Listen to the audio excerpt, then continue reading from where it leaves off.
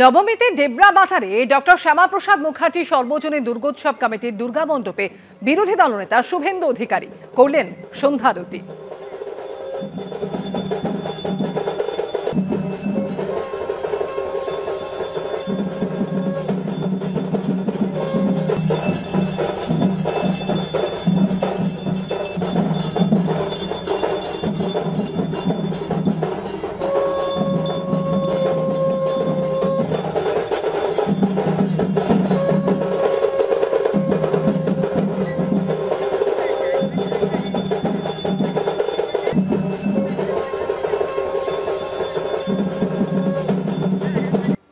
পুজোর কলকাতায় সাংস্কৃতিক বৈচিত্র্যের ছড়াছড়ি। গঙ্গাপাড়ের এক সুপ্রাচীন শহরের ধর্মীয় রীতি উঠে এলো গঙ্গাপাড়ের আরেক প্রাচীন শহরে। বারাণসীর গঙ্গা আরতির আদলে মহানবমীতে মাতৃবন্দনা হলো দক্ষিণ কলকাতার বেঙ্গল ইউনাইটেড ক্লাবের পুজোতে।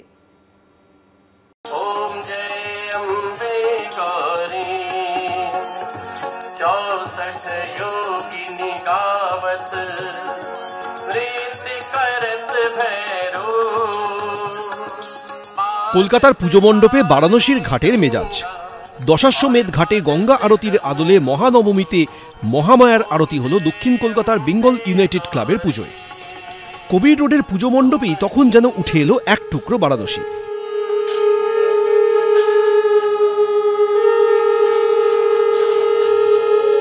काशी विश्वनाथ गंगे माता पार्वती संगे, काशी विश्वनाथ गंगे माता पार्वती संगे, हर हर महादेव शंभु काशी विश्वनाथ गंगे। এর মধ্যে আমার কিছু বলা নেই। আমাকে মনে হলো কি আমি নিজেই গঙ্গা আরতির জন্য কাশিতে পৌঁছে গেছি আর ওখানে বেনারস ঘাটে পৌঁছে দর্শন করছি। 2019 সালে আমরা এটা করেছিলাম, তারপরে আমরা গতবার চেষ্টা করেছিলাম কিন্তু করে উঠতে পারিনি। এখন এটা আমাদের 70th ইয়ার ছিল বলে আমরা এটা আবার এখানে নিয়ে এসেছি। আমাদের সবাই চাইছিলেন এটা হতে, আর আমরা খুব ভালো লেগেছে যে এত লোক এসছেন, দেখেছেন আর এটার আনন্দ অনুভূতিটা করেছে। বেঙ্গল ইউনাইটেড ক্লাবের পুজোর এবার 70তম বর্ষ। মহানবমীর রাতে এই আরতি এবার তাদের বিশেষ আয়োজন। জ্যোতির্লিঙ্গ বিশ্বনাথের পুণ্যভূমিতে যারা গঙ্গা আরতি করেন সেই বারাণসী থেকেই পুরোহিতদের আনা হয়েছে বেঙ্গল ইউনাইটেড ক্লাবের পুজোয়। দর্শকদের সামনে আরতি করলেন তারা, সঙ্গে মন্ত্রোচ্চারণ। সকলের কণ্ঠেই এখন যেও না নবমী নিশি, তবে তার মধ্যে দিয়েও কোথাও গিয়ে এই যে উদযাপনটা এক অভিনবত্বের ছোঁয়া পেল, এক অনন্য রূপে তারা দেখতে পেলেন মায়ের আরতি, তাতেই উচ্ছ্বসিত এখানকার দর্শনার্থীরা। 70তম বৎসরে আমাদের সমস্ত পল্লীবাসী আমাদের কাছে অনুরোধ করেছিল। বিগত 2 বছর আগে আমরা এই গঙ্গা আরতির আয়োজন করেছিলাম এবং তাদের অনুরোধে এই বছরে আমরা এটাকে আবার আয়োজন করলাম এবং তারা মানে খুবই চেয়েছিল যে এরকম ধরনের একটা আরতির একটা পরিবেশ আমাদের মধ্যে তৈরি হোক, সেই জন্য এই আয়োজনটা আমরা করেছি। মনে হচ্ছে যেন বেনারস নিজে চলে এসছে মায়ের আরাধনা করতে, আর আজকে এত সুন্দর গান হয়েছে যে মনে হয়েছে মা নিশ্চয়ই এসে শুনেছে। খুবই ভালো লেগেছে, আর আমার মনে হয় যতজন শুনেছে সবারই ভীষণই একটা ভালো লাগার একটা জিনিস আজকে আমরা পেয়েছি। এমনিতেই সংস্কৃতির শহর কলকাতা, শারদোৎসবের হাত ধরে তা যেন হয়ে উঠেছে বিবিধ ধারার মহাসঙ্গম।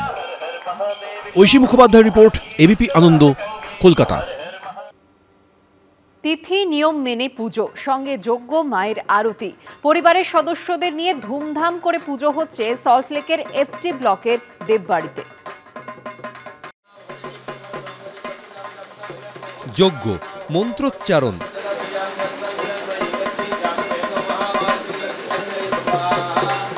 রীতি অনুযায়ী মাতৃ প্রতিমার আরাধনা। তিথি মেনে নবমীর পুজো হল সল্টলেকের এফটি ব্লকের দেববাড়িতে। 2009 সালে দেববাড়িতে দুর্গাপুজো শুরু হয়েছিল। এবছর সেই পুজো পা দিল 16 বছরে। আমি মাউন্ট কৈলাসে স্বস্তিক গিয়েছিলাম। সেই সময় আমার মিসেস খুব অসুস্থ হয়ে পড়েছিল। যখন মানস সরোবরে স্নান করে উঠছেন তখন উনি হঠাৎ করে শরীরটা সুস্থ বোধ করেন। আমরা মাউন্ট কৈলাস দর্শন করে ফিরবার পর প্রতিদিন স্বপ্ন দেখতেন যে একটি ছোট্ট মেয়ে আমার ঠাকুর ঘরে ঢুকছেন। মায়ের আদেশ দিলেন যে আমি 1 চালার দুর্গাপুজো করছি, 2009 সাল থেকে পথ চলা।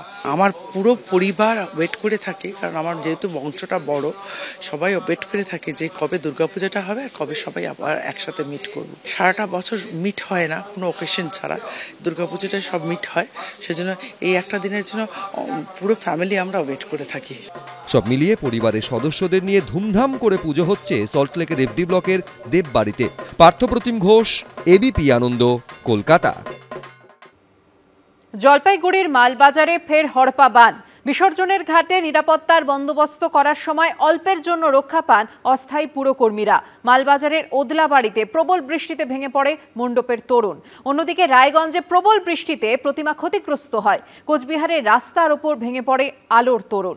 এরই মধ্যে দশমী থেকে উত্তরবঙ্গে বৃষ্টি বাড়ার পূর্বাভাস দিয়েছে আলিপুর আবহাওয়া দফতর। উৎসবের শেষ বেলায় দুর্যোগ কাটা। জলপাইগুড়ির মালবাজারে নবমীর দিন মাল নদীতে হড়পা বান আসে। ফিরল 3 বছর আগের স্মৃতি। বৃহস্পতিবার বিজয়া দশমী। বিসর্জনের জন্য মাল নদীর ঘাটে আলো লাগানোর জন্য বাঁশের কাঠামো বাঁধা হচ্ছিল। সে সময় আচমকা নদীর জল বেড়ে যায়। হড়পা বানে ক্ষতিগ্রস্ত হয় বাঁশের কাঠামো। বরাত জোরে রক্ষা পান মাল পুরসভার অস্থায়ী কর্মীরা। দশমীর দিন দুর্যোগ আরও বাড়ার আশঙ্কা রয়েছে। উত্তরবঙ্গে আজকে আলিপুরদুয়ার জলপাইগুড়ি জেলাতে ভারী থেকে অতি ভারী বৃষ্টিপাতের সম্ভাবনা একটা রয়েছে। উত্তরবঙ্গে কালকে অতি ভারী বৃষ্টিপাতের সম্ভাবনা তেমন নেই, তবে ভারী বৃষ্টিপাতের সম্ভাবনা মূলত আমাদের উপরের 5টা জেলা দার্জিলিং, কালিম্পং, জলপাইগুড়ি, আলিপুরদুয়ার, কোচবিহার। তবে উত্তরবঙ্গে 3 তারিখ আর 4 তারিখ বৃষ্টিপাতের পরিমাণ আরও বাড়ার সম্ভাবনা আছে, তীব্রতা বাড়তে পারে। সেখানে ভারী থেকে অতি ভারী বৃষ্টিপাত দার্জিলিং, কালিম্পং, জলপাইগুড়ি, আলিপুরদুয়ার, কোচবিহার, তার সঙ্গে নর্থ দিনাজপুর জেলাতে হওয়ার সম্ভাবনা রয়েছে।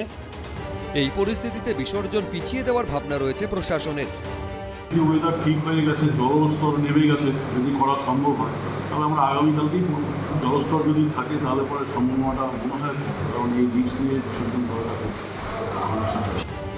ঘটনাস্থল পরিদর্শনে যান জলপাইগুড়ির জেলাশাসক শমা পারভিন। 5ই অক্টোবর 2022। 3 বছর আগে 2022 সালের 5ই অক্টোবর মাল নদীতে বিসর্জনের সময় হড়পা বানে তলিয়ে যান বহু মানুষ।